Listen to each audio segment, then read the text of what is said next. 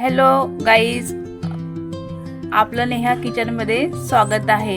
आज आपल्याला पाटोळ्याची भाजी करायची आहे। त्याच्यासाठी लागणारं साहित्य: मसाला, लसूण, अद्रक, कोथिंबीर, कांदे, मिरची, लाल मिरची आणि खोबरं साहित्य लागणार आहे इत्यादी मसाला झालेला आहे। आता आपण तो तेलामध्ये परतून घेऊ। आता त्याच्यासाठी लागणारे साहित्य आहे: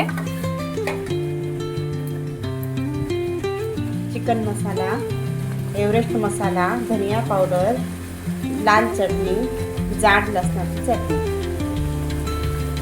आता मसाला आपण तेलामध्ये परतून घेत आहोत।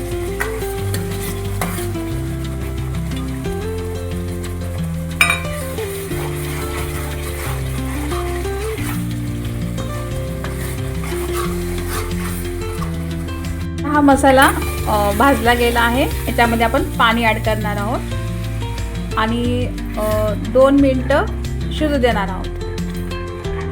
हा बघा, आता छानपैकी भाजला गेलेला आहे। तर पाणी ॲड केलेले शिजू देऊ आपण 2 मिनिट। हा बघा, हा असा मसाला भाजला गेलेला आहे छानपैकी।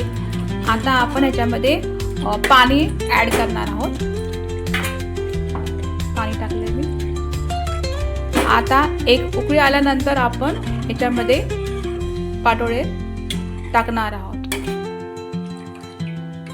बघा, ही छानपैकी उकळी आलेली आहे। आता याच्यामध्ये मी पाटोळे ॲड करते। बघा, असे पाटोळे त्यामध्ये टाकते।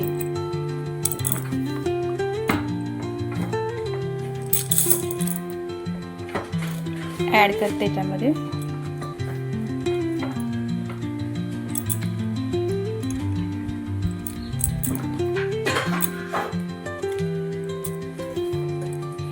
छानपैकी उकळी आलेली आहे। असे मी ॲड करते आणि वरतून कोथिंबीर ॲड करते।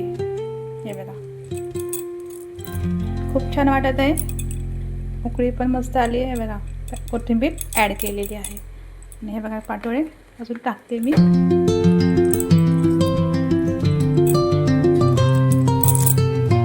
तयार झाली आपली पाटोळ्याची भाजी, ग्रेव्ही आहे। हे बघा, असं पाटोळ्याची भाजी तयार झालेली आहे। खायला तयार झालेली आहे।